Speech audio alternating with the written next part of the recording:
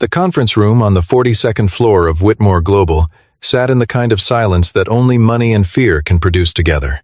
Sunlight cut across the long walnut table at a clean diagonal, touching the untouched water pitchers, the rows of closed laptops, and 4 partners from overseas who had flown in for the signing of a $400 million logistics deal. At the head of the table stood Astrid Whitmore, 28 years old, acting chief executive, daughter of the man whose name was on the tower. She wore a black bodycon dress with a soft V neckline and heels that announced each step like a small verdict. Her dark hair fell on one shoulder, her voice measured, her eyes sharper than anyone else in the room. At the far end of that same table sat Finn Corbin, 29 years old, wrinkled white shirt, sleeves rolled to the forearm, a thin folder in front of him. He was a risk operations analyst, not an executive, and he had not been introduced by name.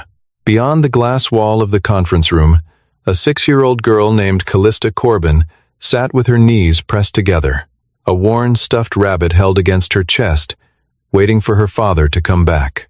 He had just told the room, in a level voice, that the multi-port disruption clause in the final addendum could expose Whitmore Global to more than $700 million in losses if the wrong ports hit trouble in the same quarter.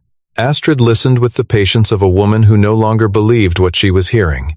Then she leaned back, smiled with no warmth, and said 5 words at a volume only 2 rows of seats could hear. "Try me again.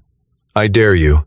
10 minutes later, she would not be able to speak. Hours earlier, while that room was still empty and the city was still gray outside the towers, Finn Corbin sat on the edge of a small twin bed in a 2-bedroom apartment and listened to his daughter breathe. Kalista had been up coughing since a little past 2 in the morning, and he had spent the hour between 2 and 3 with his hand flat against her back, timing the space between each soft rattle. By the time the cough finally settled, the sky had begun to pale, and the building had begun to hum, and he had not slept again. The alarm on his phone went off at 5:45. He turned it off before the second buzz. He moved quietly, the way fathers learn to move when a sleeping child is the most important thing in the house. In the kitchen, he scrambled 2 eggs, poured a small glass of orange juice, and started the coffee pot without pressing the button for himself yet. Coffee was a privilege he gave himself only after the lunchbox was packed. He opened his laptop on the kitchen counter and glanced at email while the pan settled. A message from Leon Hawthorne, corporate counsel, marked the multi-port addendum as cleared. Finn read the line twice. He had sent concerns about that exact clause 3 days earlier and had received nothing but a flat acknowledgement in return. Now, with 1 sentence, Leon had turned a warning into paperwork. Finn closed the laptop without responding. He knew how to wait until he had the whole picture. At 6:20, his phone buzzed with a school notification. An overnight pipe had burst in the elementary school on the east side, and classes were canceled for the day. Finn read the message, standing at the sink with a dish towel over his shoulder. He did not slam anything. He did not curse. He just looked at the message, and then at the list of meetings waiting on his calendar, and then at the small hallway that led to Kalista's room. He had 1 meeting he could not miss. The partners had flown in. The signing was scheduled for just after noon. He tried 3 numbers. The neighbor who sometimes watched Kalista for an hour was away visiting her mother. The local drop-in center required 24 hours of notice and a physical form signed by a pediatrician. Kalista's grandmother lived 4 states away. Finn set the phone down on the counter and stood there long enough for the coffee pot to finish. Then he did the only thing he could do. He packed a small canvas backpack with colored pencils, a sketch pad, a juice box, a bag of crackers, an allergy inhaler, and the stuffed rabbit, because Kalista would not leave the building without the rabbit. By the time she padded out to the kitchen in her pajamas, rubbing one eye with a small fist, he had her outfit laid on the back of the chair and a smile ready. "Good morning, Bunny," he said. "Quick change in plans. School's closed today. You are going to hang out with Dad for a little while." She looked up at him with the serious expression that still surprised him. "Is it a big day at work?" "A little bit. I will be really quiet." "I know you will," he said, kneeling to help her into her shoes. "Hot chocolate if you are." She thought about that for a moment. Then she nodded once, as if accepting the terms of a contract, and went to find the rabbit. The drive into the city was ordinary until it was not. Kalista hummed a made-up song in the back, and Finn checked the mirrors 3 times more than he needed to. He did not think of the deal. He did not think of the addendum. He thought of the weight of the inhaler in her backpack, the pediatrician appointment he had already rescheduled twice, and the invoice for rent that would post automatically on Friday. These were the things that made him a careful man. He could not afford a bad decision, not this week, not any week. He parked in the garage beneath Whitmore Global at 7:51. He lifted Kalista out of the car seat, slung her backpack over his shoulder, and walked her to the executive floor's small visitor lounge, a glass-walled room meant for guests. He set her up on a chair by the window with the sketchpad and a juice box. He pointed to the receptionist, a woman named Nora, who smiled at Kalista as if she had been waiting her whole shift to do so. "I need you to stay right here," Finn said. "If you need anything, tell Miss Nora. If you need me, tell her to find me. I will come back and check on you, and we can have lunch together. Can you do this for Dad?" Kalista nodded, solemn as a judge. She lifted the rabbit slightly. "We will wait." He kissed the top of her head and walked toward his cubicle.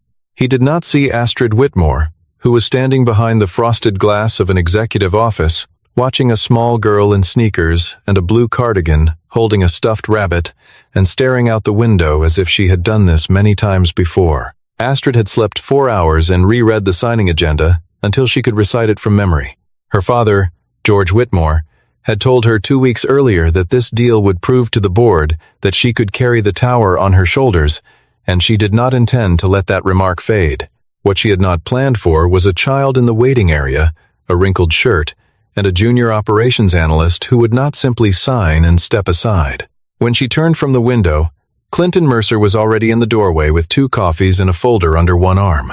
Clinton was 45, silver at the temples, his tie always half a shade more expensive than it needed to be.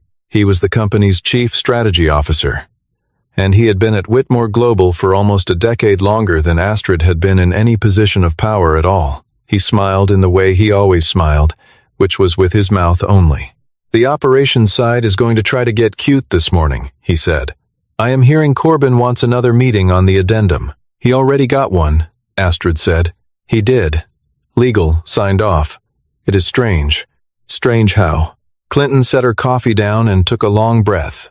"He is a careful man, but he came up through field operations. He sees worst-case scenarios the way the rest of us see weather. Useful when you are loading ships. Less useful when you are trying to close a deal with people who have flown halfway around the world to sign it." He glanced through the wall toward the lounge. "I noticed he has his daughter with him today. I hope everything is all right at home." Astrid followed his glance. The girl with the rabbit was drawing something, her small tongue caught between her teeth in concentration. Astrid turned back to her screen. "Put the addendum on my desk. I will look at it before 10. "Already on your desk," Clinton said, and left. At his cubicle, Finn had already opened the shared legal folder. He laid 2 versions of the addendum side by side and cross-referenced them with the version history in the file system. What he saw was small and exact. The old clause had the 2 companies share responsibility for port disruption losses on a proportional grid, with thresholds that opened and closed based on the severity of the event. The new clause dropped the grid and replaced it with a flat waterfall in which Whitmore Global absorbed the first and largest share of any multi-port incident, regardless of cause. If one port stalled, the exposure was manageable.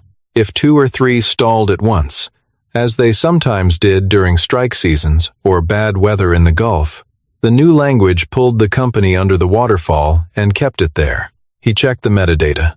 The change had been saved at 10:52 the previous night, after normal business hours, by an account with senior edit rights. He opened his own outbox. He found the memo he had sent 3 days earlier flagging the same clause as too narrow, with a specific request for a written response before any final version went to the partners. Leon had replied with 2 words. "Noted. Thanks." That was the whole response. Someone had not made the clause safer. Someone had made it worse. Finn did not shout. He did not storm down the hall. He exported the version history, took screenshots with timestamps, and saved a full risk model of 3 scenarios to a small flash drive he kept for moments, exactly like this one. Then he walked to the legal suite and knocked on Leon Hawthorne's door. Leon had spent long enough at the company to prefer quiet wins to loud ones. He looked up from his screen and did not smile. "Finn, you cleared the addendum this morning." "I cleared what I was given. The multiport language was changed last night. I flagged the original language 3 days ago. Leon, I need to know whether you understood what was changed and who asked for it." Leon adjusted his glasses. He looked past Finn toward the corridor. There was pressure to simplify before partners arrived. "I was told the structure was sound." "Told by whom?" "I was told." Leon looked back at his screen. "Finn, I will be honest with you. If you want this clause reopened, you will be doing that on your own." Finn did not answer for a moment. Then he nodded once. "I appreciate the honesty." He went up one floor and asked to see Astrid Whitmore. Her assistant said she had 2 minutes. Finn took them. He stood across from her desk, set his folder down, and walked her through the clause in 4 sentences. Astrid listened with her chin raised and her fingers bridged. When he finished, she turned 2 pages and closed the folder. "Legal signed off," she said. "I believe the change was made after legal's full review. I can show you the version history. You can send it to me by email. I will review it after the morning briefing." He wanted to say more. He did not. He thanked her for her time and left. In the corridor he passed Clinton, who offered a small, almost kind nod, as if commending him for his restraint. Finn did not return the nod. He went back to his desk, typed a calm, careful email, attached the version history and the scenario model, and sent it to Astrid, to Leon, and to a muted distribution list that included the chairman's office. By 9:30, Clinton had called a rapid internal review. On paper, it was a final alignment meeting. In practice, it was a stage. Finn was invited 15 minutes late, by which point the senior managers were already seated and drinking coffee that someone else had poured. He walked in with his folder and saw Astrid at the head of the short table, Clinton on her right, Leon 2 seats down, with his eyes on the grain of the wood. Finn took the empty chair at the far end. Clinton opened with the phrase he had clearly rehearsed. "We have a small gap in the chain of operational confirmation on this morning's addendum and a minor misunderstanding at execution management level. I want to resolve it here before noon." He did not name Finn. He did not have to. He used the pauses the way a surgeon uses instruments, placing each silence exactly where it would cut. Finn asked to speak. He laid out the timeline without drama. He had flagged the clause on Thursday. He had asked for a written confirmation before any revision. Leon had acknowledged the note. No one had replied with detail. The language in the version now before the partners was not the language the operations group had reviewed. He said this without raising his voice once. Across the table, Leon did not look up. Astrid heard him out. Then she straightened a page in front of her and spoke in the even, practiced tone she had been trained to use in rooms like this. "Caution has its place. A deal that took 14 months to structure cannot be stalled by a worst-case scenario that may never materialize. People in operations are wired to look at what could go wrong. Leaders are asked to look at what must be finished." It was the kind of sentence that played well in a conference room and badly on a conscience. Finn absorbed it. He did not argue the philosophy. He could not fix a philosophy in a single meeting. He could only fix a clause. Astrid was not done. She did not look toward the lounge, but she did not need to. "I also want to note," she said, "that when personal circumstances arrive in the middle of a signing day, sometimes the people carrying them are not in the best position to assess pressure. That is something we should all be mindful of." Nobody mentioned the little girl in the waiting area. Nobody needed to. A small heat rose in the back of Finn's neck and did not reach his face. He heard the gentle, sharp little sound of a door closing, somewhere very close. He did not answer the remark about personal circumstances. He would not hand them his daughter to use as a chess piece. He only said, "I will be available for technical support in the partner meeting if you require me." Astrid nodded once. The meeting moved on. No decision to revisit the clause was made. On the way out, a senior manager avoided Finn's eyes. Another, an older woman from finance who had known him for 2 years, touched his sleeve in the doorway and said very quietly, "Send me the version history." He sent it to her before he sat down. Within the hour, Whitmore Global began to punish him in the polite, procedural way that large companies punish people. His access to 2 shared folders was revoked without notice.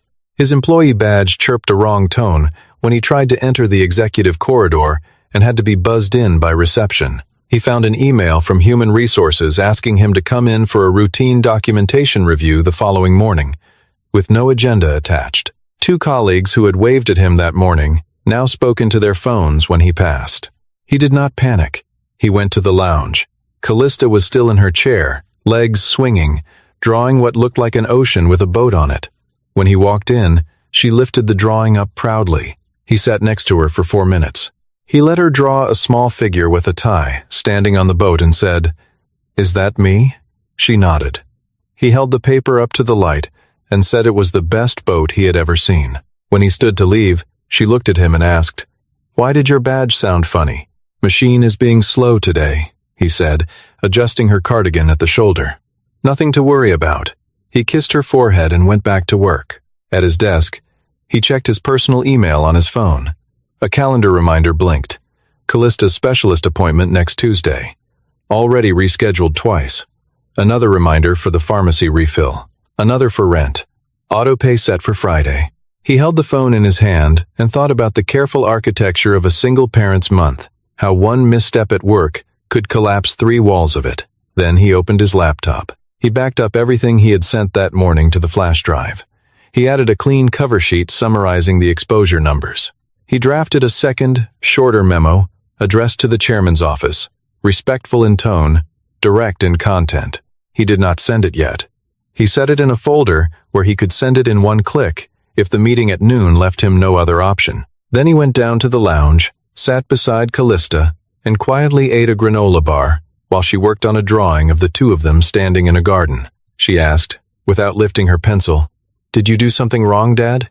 He waited until he could make his voice as steady as he needed it to be. "Not everyone who gets told they are wrong actually is," he said. "Sometimes it takes a little while for other people to see what is really there." She thought about that. "Like when I spelled my name right but the substitute teacher said it was wrong? Something like that." She nodded. "Okay." She went back to drawing the garden. The partner meeting began at 11:58 on the top floor. The room smelled of fresh coffee, clean wool, and nervous polish. The 4 delegates from overseas arrived together, shaking hands with Astrid in a slow, deliberate order that communicated that seniority still mattered to them. George Whitmore joined by video link from a board off-site, his face filling a screen at the end of the room. He did not greet his daughter by name. He greeted the chief executive. Astrid opened the meeting with the kind of clean, controlled presentation that made people understand why she had been handed the chair. She spoke about expanded shipping lanes, long-term commitments, operational resilience, and the strength of the combined company's fleet. She answered early questions crisply, without notes. She was not a placeholder. She was a leader in training, and she meant for the room to see it. Finn sat at the far end, nearest the display controls. No one introduced him by title. He understood. After the morning, he had not expected a seat nearer the middle. He opened his laptop to the shared slides and made himself useful. Then the partners began to probe the operational details, and small cracks began to open. One delegate asked about the winter buffer on the northern lane. Astrid answered 9 days. The correct answer, given the revised schedules, was 11 days. Finn wrote the correction on the corner of a legal pad, tore it off, and slid it along the table at a pace designed not to catch the eye. Astrid's gaze dropped for a half-second, rose again, and she said smoothly, "I want to revise that. Our confirmed buffer is 11 days, accounting for the updated ice windows." She said it as if she had remembered on her own. Another partner asked about the priority order during coastal storm events. Astrid gave a clean outline and missed a carve-out. Finn wrote another note. She read it. She folded the clarification into her next sentence. Clinton's jaw began to tighten. Leon, seated 2 away, kept his pen above his notepad and did not put it down. The delegation began to notice that someone near the wall was doing quiet work. Astrid noticed too. She felt the small, bright anger of a person who has just been helped by the one person she had told herself she did not need. It did not feel like gratitude. It felt like a debt, and she did not like debts. The senior delegate, a man with silver hair and kind eyes, turned over a page in his binder and cleared his throat. "I want to return to the addendum on multiport disruption," he said. "In the version we received last night, the structure of loss sharing was adjusted. Could you walk us through how your side evaluated the impact if two or more strategic ports experienced disruption simultaneously during a strike season or a severe weather window?" The room went quiet in a way that no one in the room could mistake. Astrid answered the way she had rehearsed. She said the company had accepted a more flexible responsibility structure to ensure speed and trust. She used the word confidence 4 times. She did not describe the waterfall. She did not need to lie outright. The language she used simply did not mention the edge the company was now standing on. The delegate listened. He did not nod. He turned half a page and waited. Finn looked down at his laptop. He looked at the corner of the legal pad where the notes to Astrid had been. He thought of Kalista downstairs with her sketch pad, a juice box, a rabbit. He thought of the inhaler in her backpack and the rescheduled specialist. He thought of Leon's voice earlier, flat with exhaustion. "If you want this reopened, you will be doing that on your own." The delegate on the other side was waiting for someone at the Whitmore table to tell the truth. Finn lifted his head. "If I may," he said, without rising. His voice carried the way calm voices do in rooms that have just gone still. "The current addendum differs from the structure operations reviewed 2 weeks ago. In the scenario you described, the revised language concentrates a disproportionate share of loss on our side.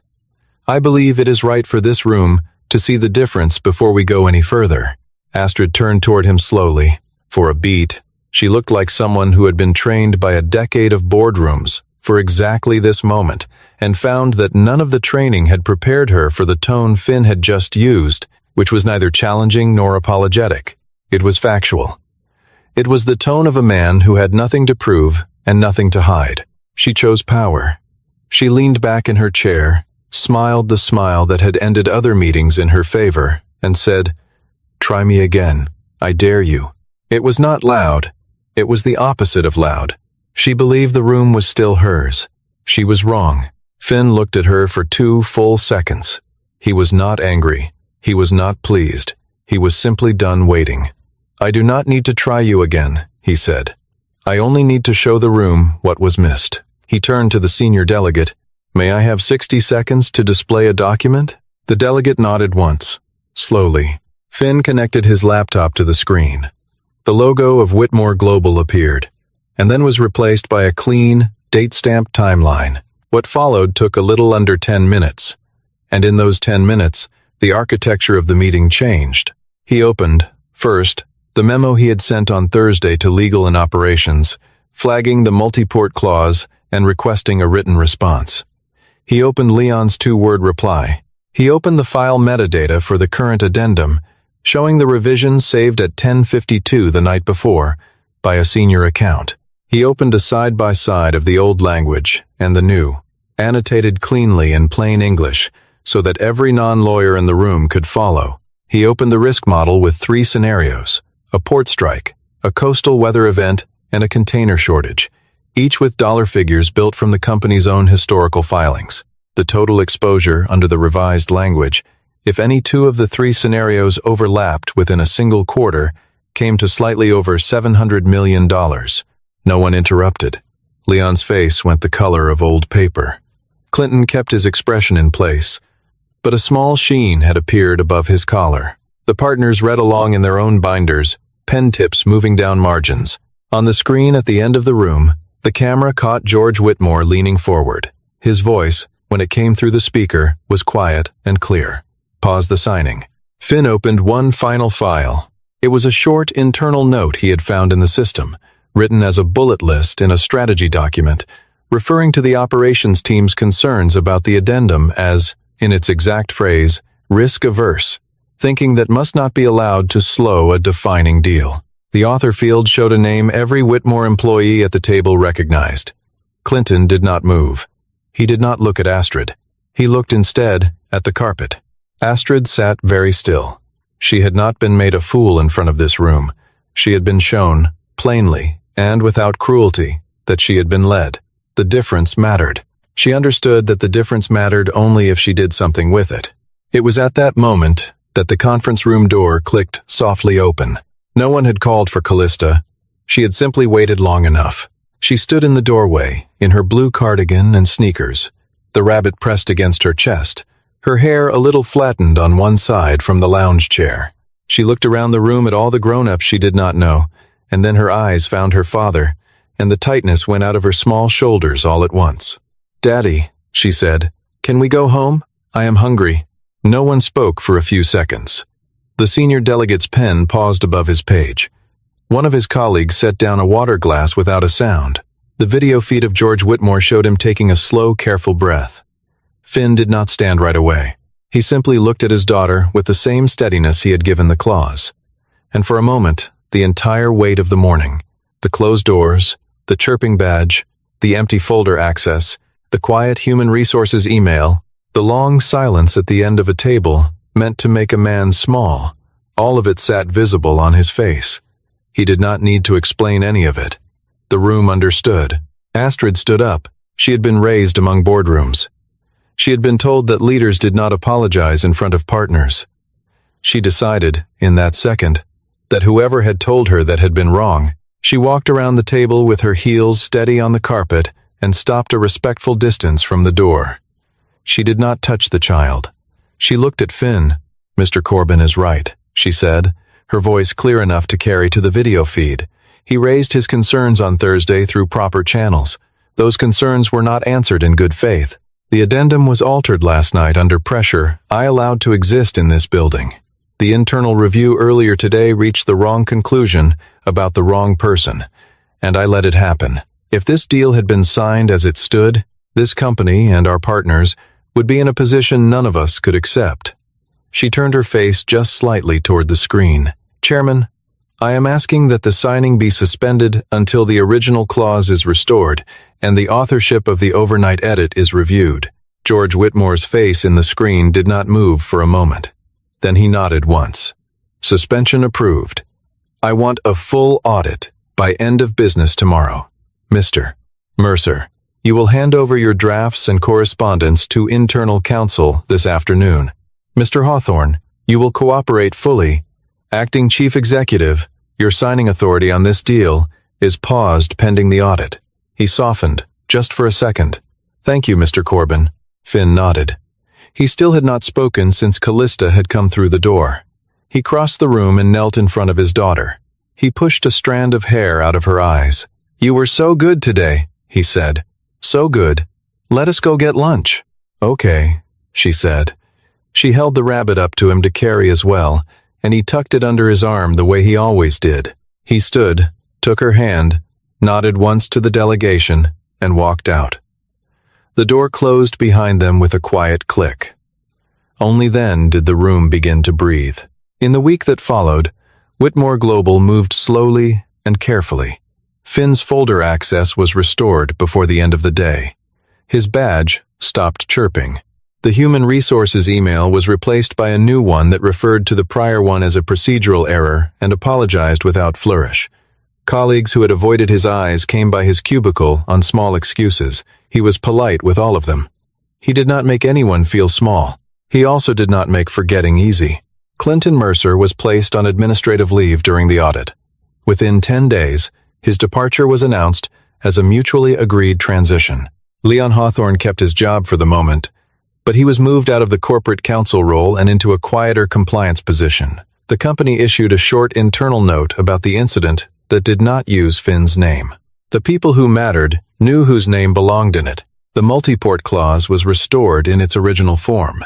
The partners, who had been watching carefully, said they would sign. They said, in a line their senior delegate made a point of delivering in person, that they had decided to move forward because they had seen how this company handled a hard moment, not only how it handled an easy one. Astrid came to find Finn one evening after the office had mostly emptied. She did not come in heels. She wore flats and a soft gray sweater, and her hair was pulled back simply. She stood at the edge of his cubicle and waited until he looked up. When he did, she did not lead with a speech. She led with 3 words. "I was wrong." Finn did not answer right away. He did not need to make it easy. He also did not want to make it harder than it had to be. He set his pen down. "I was wrong about the clause," she said. "I was wrong about the review. I was wrong about how I spoke to you in that room, and I was wrong about your daughter being in this building. I let that become a way to make you smaller. It should never have been." She took a small, steady breath. "I am not asking for forgiveness today. I am telling you that I know the difference between what I did and what I should have done." He let the silence settle for a moment. "Thank you for saying that," he said. "It matters." Then he added, carefully, "The thing I almost lost this week was not my pride. It was health insurance, rent, a specialist appointment, and a daughter who already knows what it feels like to wait. I want you to understand that before we go any further." She nodded. She understood. 10 days later, he was offered the role of Senior Operations Director, with a team of his own, a seat at the deal review table, and a pay step that made his monthly math less cruel. The human resources lead asked him, almost as a formality, what questions he had about the package. He had one. "Does this role allow me flexibility when my daughter is sick?"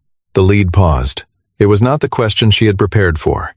"Yes," she said. "Yes, it does." He thought about it for 2 days, and then he accepted. On a Friday evening a few weeks after that, Astrid Whitmore happened to be in the lobby when Finn came down from his new floor with Kalista at his side. The little girl was telling him about a drawing she had made of a house with too many windows. He was laughing softly. They did not notice Astrid at first. She was alone, between meetings, standing near the tall windows, and for a few seconds she did not step forward. She only watched. She had spent her adult life believing that power was the capacity to make a room fall silent when she spoke. In the last few weeks, she had learned that real power was sometimes the patience to stay quiet long enough for the truth to stand on its own, and then to speak at the right moment, not for the sake of the ego, but for the sake of what needed to be protected. Finn saw her as they reached the door. He lifted his hand, not quite a wave, and she lifted hers in return. Kalista looked up at him, curious. "Who is that, Dad?" "Someone I work with," he said. "Is she nice?" He considered it. "She is trying to be," he said. "That counts for something." They walked out into the late afternoon light. Astrid watched them go until they reached the car, and then she turned back toward the elevators, the sound of her heels softer than it had been on the morning she had said 5 cold words to a man at the far end of a conference room. She did not know yet what kind of leader she would become. She did know that she had met one, once, on a day that nearly ended badly for everyone, and she had learned from him that the strongest voice in a room is not always the one that speaks first or loudest. Sometimes, it is simply the one that tells the truth, kindly, at exactly the right time, with a small child waiting patiently on the other side of the glass.